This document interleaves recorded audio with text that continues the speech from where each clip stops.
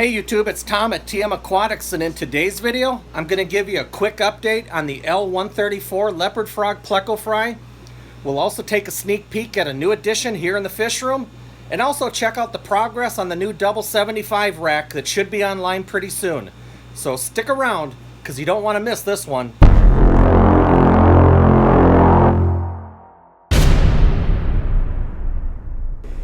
Alright YouTube, a lot of people have been asking for an update on the L134 Leopard Frog Pleco Fry, and boy do we have fry in the fish room. But before I get to that, I just want to point out something else that's real exciting that's happening right now. It was over the weekend. There's a male down in this red cave, and him and one of his girlfriends had another spawn. So we have our fourth confirmed spawn now within the past three and a half weeks. He had a date over Friday. She stayed the night Friday night, and by Saturday morning she had left. But she left a little package behind, and he is in there fanning away at a whole bunch of eggs. Now, there's another male up here in this dark brown cave, and while I've not seen any females trapped in his cave, he is acting a little suspect this morning. He's deep in the cave, or been deep in the cave most this morning, and he is fanning away. So I don't know if he had a quick one-nighter last night with somebody. Very possible. I don't want to turn the cave. I really can't see in there, and I don't want to go in there and agitate it just in case he has a fresh spawn. I don't want him to get spooked and eat or damage or harm any of the eggs if he does have some in there. But we'll find out within the next couple days. I'll try to confirm that, but at least for now, down here in the red cave, we definitely have our fourth confirmed spawn. Now with that being said, the male that's down here is the father to two different spawns that I have in this fry box here. I have 11 that are this size right here, and then I have 3 that came out of this first spawn. I'll come around to the side here so you can kind of see their leopard frog pleco patterns. Now originally I thought I only had 2 out of this very first spawn, because I only pulled 2 out of the cave, but I ended up with 3. When these younger ones here were still down in the egg tumbler down here, I come down here, this was earlier last week, there was a larger fry on the outside here on this white piece, which was clearly a sibling to the other 2 in the fry box. So I was able to net that out and add that to the fry box up here, so I now have 3 that are this size. And that's really exciting, because that tells me that maybe those fry started to leave the cave before I pulled them, because they were quite large when I pulled them. So if some of the fry ended up leaving, I very well could have more fry somewhere in this tank. I mean, there's a lot of nooks and crannies and places for them to hide, so exciting times. I mean, some more could end up showing up. That'd be great. But again, 2 different batches are in this fry box, 3 out of the first, and then 11 that are this size here. And again, they both came from that male down here. Now in this fry box, these came from the male that's up in that dark brown cave.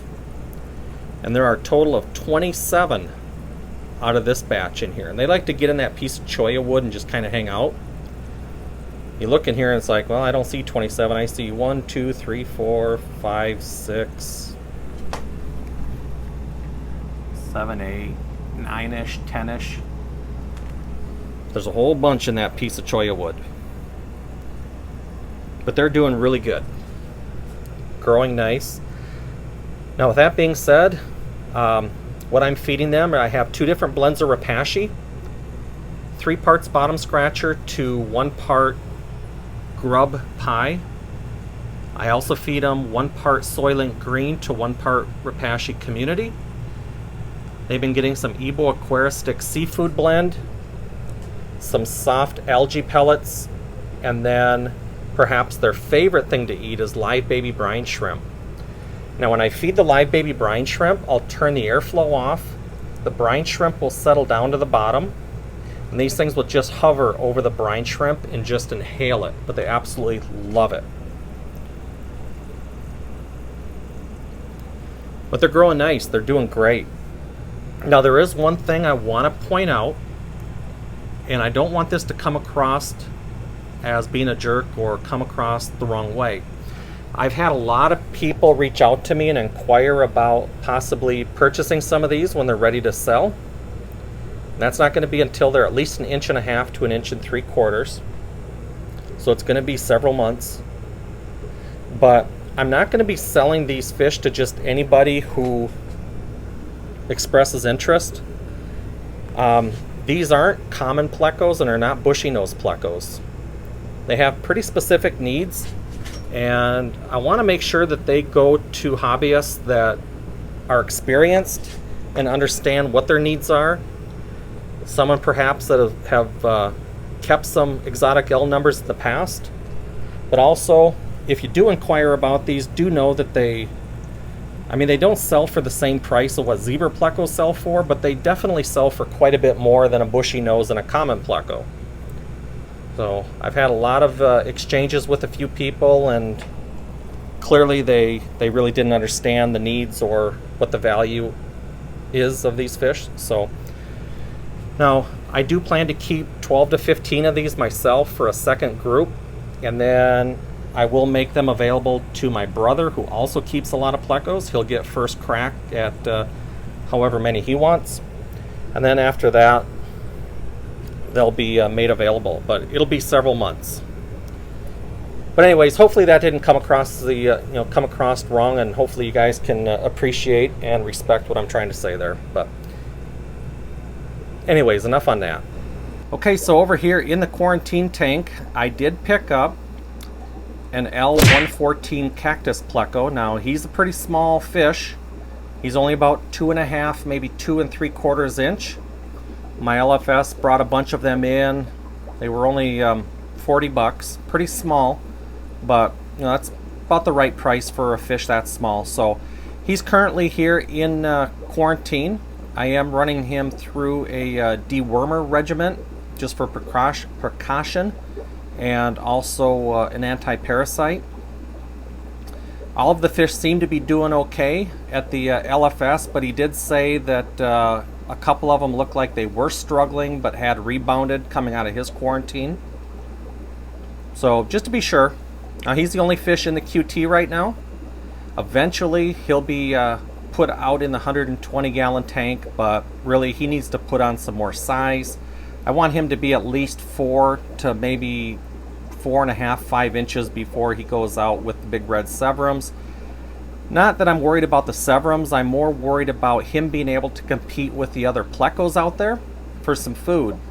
I have an L14 Sunshine, an L124 Orange Flame, a Gold Nugget, and a big blue-eyed ancestris. But he's a gorgeous looking fish. They were all really nice. I just picked out the biggest one that was in the tank, really. But yeah, this has been one that I've been wanting to add to my display tank, the 120-gallon tank, for a while. And basically traded 20 blue-eyed ancestris bushy nose pleco fry for him. So it really didn't cost me anything, but really excited to have him in the fish room. Alright, so back up over here on the other side of the fish room, I have the double 75 rack. It's not quite completed. I just have to do a couple of things before these are up and operational. I did put in a new 20 amp circuit over here, and I just need to connect this to the circuit box. I did drill both of these tanks and water tested. The bulkheads are holding fine. And these new 75-gallon tanks have also been set up with an automatic water change system. Now with that being said, I do plan to put out a video in the next 1 to 2 weeks demonstrating how simple and inexpensive a water change system can be. I know there's already a lot of videos on YouTube regarding water change systems, but honestly most of those videos are targeted towards the advanced hobbyists or for those with large fish rooms. The system that I've hooked up here will work for anybody, whether you're a beginner or advanced, have a large fish room, or maybe just one tank. So look for that video in the next 1 to 2 weeks. Now with that being said, I clearly have some work to do on the 75-gallon rack here. I have a couple of tops I need to cut. I need to get substrate in the tanks, hook up some filtration, and pop in some heaters. But we're getting close. So stay tuned. Alright, well, we're going to go ahead and wrap up this video right here. I just want to say thank you to all my subscribers. If you're a viewer and you're not yet subscribed, it only takes a second. Just hit that subscribe button. But even if you don't, I appreciate you stopping by and watching. If you have any questions or comments, feel free to post them down below. Like always, folks, thanks again for watching, and until the next one, we'll catch you later.